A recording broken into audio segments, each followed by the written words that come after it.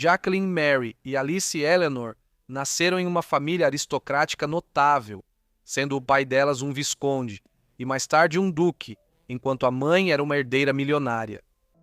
Com sua origem rica e distinta, tudo estava a favor delas para que tivessem vidas longas e prósperas, mas não foi isso que aconteceu. Venha comigo descobrir o que aconteceu com elas. Lady Jacqueline Mary Alva Montague e Lady Alice Eleanor Louisa Montague nasceram ambas em 27 de novembro de 1879. Elas eram a segunda e a terceira filhas de George Montague, visconde de Mandeville, e Consuelo Montague, nascida Snaga. As gêmeas tinham um irmão mais velho, William, que depois virou o nono duque de Manchester. As irmãs gêmeas nasceram em uma das famílias aristocráticas mais importantes da Grã-Bretanha vitoriana. O pai delas, George, era filho do sétimo duque de Manchester e acabaria sucedendo como o oitavo duque em 1890, quando suas filhas tinham apenas 10 anos de idade. A mãe delas também vinha de uma família muito notável. O pai dela era Dom Antônio Modesto Snaga, um empresário que vinha de uma linhagem de cubanos ricos que administravam plantações de açúcar na ilha há gerações. No entanto, eles mudaram seus interesses comerciais e políticos para os Estados Unidos quando o Império Espanhol nas Américas entrou em colapso na primeira metade do século XIX. Consuelo tornou-se, posteriormente, um dos primeiros exemplos do que normalmente se chama de princesas do dólar, ou herdeiras do dólar. As filhas de empresários americanos ricos que eram dadas em casamento aos filhos das principais famílias nobres britânicas. As famílias americanas garantiam laços com nobres britânicos, elevando seu status social, enquanto os aristocratas britânicos garantiam uma grande injeção de dinheiro. Numa época em que muitos duques, condes e lordes estavam lutando contra dívidas acumuladas por anos de vida luxuosa. Assim, Jacqueline Mary e Alice Eleanor, ou May e Nell, como eram chamadas pela família, nasceram de um casamento de conveniência entre uma mãe cubano-americana e um pai aristocrata britânico. Como veremos, esse casamento, que foi apenas uma transação social e financeira, afetaria negativamente May e Nell à medida que cresciam. A infância de May e Nell foi um tanto caótica para crianças da aristocracia na Grã-Bretanha vitoriana. Desde cedo, elas viviam entre as propriedades inglesas da família Montague, passando um tempo ora em Londres, ora no castelo de Kimbolton, em Cambridgeshire. Essa casa de campo era a residência principal da família Montague e um castelo com uma rica história que remontava ao século XVI. Quando a rainha Catarina de Aragão passou seus últimos anos aqui, após seu divórcio do rei Henrique VIII. No entanto, suas vidas foram completamente mudadas quando tinham apenas 4 anos de idade, quando o avô deles, o sétimo duque de Manchester, exilou seu filho e sua família para a Irlanda. Aqui eles viveram na propriedade do castelo de Tantrig, localizado no condado de Armagh, no sul de Ulster. Isso se devia ao estilo de vida irresponsável do pai deles em Londres, onde suas bebedeiras, jogos de azar e outras atividades fizeram com que ele rapidamente desperdiçasse a grande maioria do dote de 6 milhões de dólares que Consuelo havia trazido para o casamento. Para colocar seus gastos em perspectiva, esse dinheiro que ele gastou em apenas alguns anos equivale a mais de 117 milhões de dólares hoje. Fico imaginando o que as duas garotas deviam sentir vivendo em um país onde famílias como os Montague eram vistas como senhores estrangeiros que haviam suplantado a população irlandesa católica romana, e onde elas teriam se tornado cada vez mais conscientes da relação conturbada entre sua mãe e seu pai, cujo casamento estava longe de ser feliz. A situação das irmãs gêmeas mudou novamente em 1890, quando a morte do avô levou a família a retornar definitivamente para a Inglaterra, e seus pais assumiram os títulos de Duque e Duquesa de Manchester em Kimbolton. O relacionamento delas com os pais teria sido estranhamente distante. O Duque e a Duquesa passaram a dividir cada vez mais o tempo entre Kimbolton e Londres, com a mãe envolvida em muitas atividades de caridade, enquanto May e Nell eram cada vez mais cuidadas por enfermeiras, tutores e outros funcionários da casa.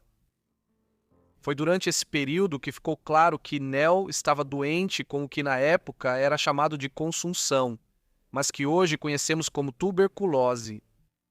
Conhecida no final do século XIX como a morte branca.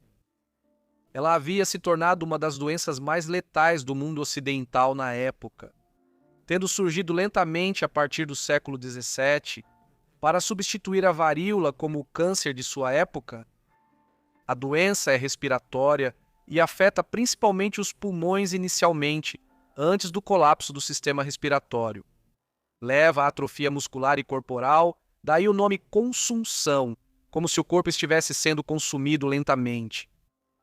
Quando ficou claro que Nell estava sofrendo disso, quase 25% de todas as mortes prematuras em países como a Grã-Bretanha estavam ocorrendo devido à tuberculose.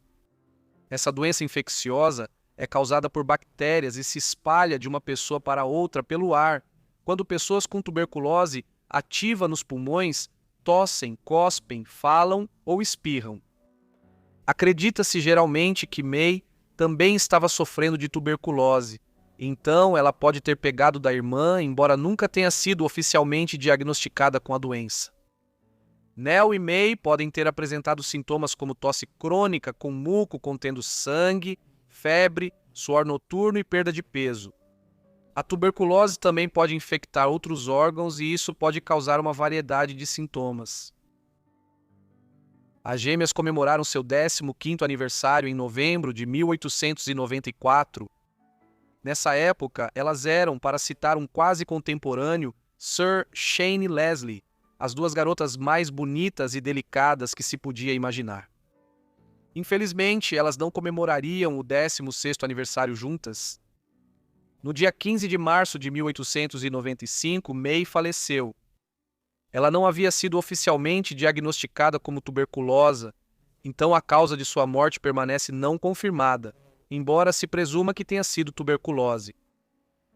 Alguns relatos apontam a malária como motivo de seu falecimento, embora isso não esteja nada claro. Se havia um motivo para suspeitarem que May morreu de malária, é porque a família estava de férias na Itália na época. Embora seja difícil imaginar isso hoje, numa época anterior aos voos de avião, quando as pessoas raramente saíam do ambiente climático onde viviam, era relativamente comum que pessoas do norte da Europa adoecessem de malária ao viajar para o Mediterrâneo. Portanto, não é impossível que May tenha morrido disso, embora a tuberculose continue sendo a causa de morte mais provável. A morte de May, infelizmente, causou uma espécie de ruptura entre sua mãe e uma de suas amigas mais antigas, Alva Smith Vanderbilt. Na época da morte de May, o marido de Alva, William Vanderbilt, estava no Mediterrâneo com os Montague e providenciou para que o corpo de May fosse levado de volta para a Inglaterra em seu iate. Quando Alva soube disso, ela suspeitou que seu marido e sua melhor amiga estavam tendo um caso. Assim, o incidente aumentou a tragédia de Consuelo na época. Embora já estivesse claro que Nell tinha tuberculose, ela continuou com uma vida relativamente normal após a morte e o funeral de May. No inverno de 1898, ela fez sua estreia na sociedade tanto em Londres quanto nos Estados Unidos, pouco antes de seu 19º aniversário. Após sua aparição em eventos em Nova York naquele novembro, os jornais se referiram a ela como a mais admirada das beldades da última temporada londrina e como extremamente bonita.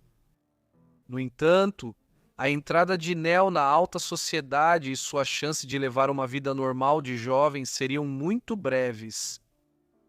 Após sua estadia em Nova York e nos Estados Unidos, ela e sua mãe partiram para St. Moritz, na Suíça, uma cidade que há séculos era famosa por suas águas termais curativas. Elas estavam aqui no final de 1898 e Nell passaria grande parte do restante de sua vida lá. Relatos da época contrastavam sua infeliz saúde debilitada com sua grande beleza, destacando seus cabelos castanhos dourados brilhantes e sua alegria de viver. Infelizmente, sua saúde estava se deteriorando rapidamente nessa época. Durante os meses de primavera e verão, sua mãe contratou vários médicos para cuidar dela, Todos recomendaram repouso e que ela deveria permanecer em um clima seco, sem retornar às condições mais úmidas da Inglaterra. Entretanto, nada melhorou. No início de 1900, estava claro que ela estava morrendo. Nos meses antes de sua morte, familiares e amigos foram visitá-la nos retiros alpinos, onde ela estava morando, para prestar suas últimas homenagens. Nell morreu em 10 de janeiro de 1900, com apenas 20 anos de idade. Sua morte foi amplamente noticiada, com o New York Times nos Estados Unidos e publicações como The Times em Londres divulgando a história no dia seguinte. Até mesmo na Nova Zelândia, sua vida e morte logo estavam sendo noticiadas. Um trecho relevante do Otago Daily Times dá uma indicação da profundidade da tristeza por sua morte, especialmente porque ocorreu pouco tempo depois do falecimento de sua irmã gêmea. Muitas pessoas que nunca em suas vidas viram a falecida Lady Alice Montague sentiram um choque de pesar e tristeza ao receberem a notícia inesperada de sua morte um tanto repentina em Devil's Flats, pois todos haviam se acostumado tanto com seu belo rosto, de tanto verem sua fotografia ou seu retrato em revistas ilustradas, que ela sempre parecia uma espécie de amiga pessoal. Lady Alice era realmente uma das moças mais encantadoras que Londres viu em muitos e muitos anos. E não possuía apenas o charme da tradicional beleza juvenil, pois tinha apenas 21 anos, mas também uma doçura especial na expressão e uma natureza amável. Parece tão triste pensar nela já fria em seu túmulo, justamente quando sua vida ainda estava na primavera da vida. Como filha de uma duquesa, Consuelo, duquesa de Manchester, e neta de outra, a duquesa de Devonshire, cada família possuía extensas ramificações. A morte de Lady Alice colocará muitas casas nobres de luto. A causa da morte foi tuberculose, esse flagelo da raça inglesa que levou sua irmã gêmea, Lady Jacqueline. O funeral de Nell foi realizado no Palácio de St. James em 15 de janeiro. A cerimônia teve a presença de importantes nobres da Grã-Bretanha, do fim da era vitoriana, incluindo membros da família real e funcionários. Depois, os restos mortais de Nell foram levados para o castelo de Kimbolton, onde ela foi sepultada ao lado de sua irmã gêmea. Após a morte de Nell, a mãe delas decidiu criar um memorial eterno para homenagear suas vidas, que foram tão breves. Ela contratou Louis Comfort Tiffany para criar o memorial. Embora a companhia Tiffany seja mais conhecida hoje por suas joias, o fundador dela era, na verdade, mais celebrado por seu trabalho em vitrais. Na igreja de Santo André, localizada nos terrenos do castelo de Kimbolton, a duquesa pediu que ele instalasse um vitral mostrando as duas meninas a partir de uma imagem delas pouco antes da morte de May, quando estavam na adolescência. A imagem etérea ainda adorna uma das principais janelas da igreja de Santo André, um testemunho das duas meninas que morreram tão jovens. Se as meninas tivessem nascido apenas 15 ou 20 anos depois, é possível que não tivessem morrido. Já na década de 1890, novos métodos de pasteurização do leite e de outras substâncias pelas quais a bactéria da tuberculose era regularmente transmitida estavam surgindo. Então, a primeira imunização bem-sucedida contra a doença foi alcançada em 1906, apenas 6 anos após a morte de Nell. Já na década de 1920, as vacinas estavam geralmente disponíveis, embora o ponto de virada contra a doença só tenha ocorrido após a Segunda Guerra Mundial. Hoje, cerca de 25% da população mundial continuam a carregar vestígios da bactéria, mas ela está quase totalmente dormente e não impacta negativamente as pessoas. Obrigado por assistirem ao vídeo sobre as gêmeas tuberculosas, as irmãs Montague. Espero que tenham achado interessante. Me contem o que acharam da vida delas aí embaixo nos comentários, e eu já falei sobre a vida da mãe delas, Consuelo Snaga, a duquesa de Manchester, e da melhor amiga dela, Alva Erskine Smith Vanderbilt. Deixem comentários ou sugestões abaixo e espero que vocês estejam inscritos no canal e com as notificações ativadas para receber todos os meus vídeos assim que eu postar. Enfim, é isso da minha parte, então vejo todos vocês no próximo Forgotten Lives. Obrigado!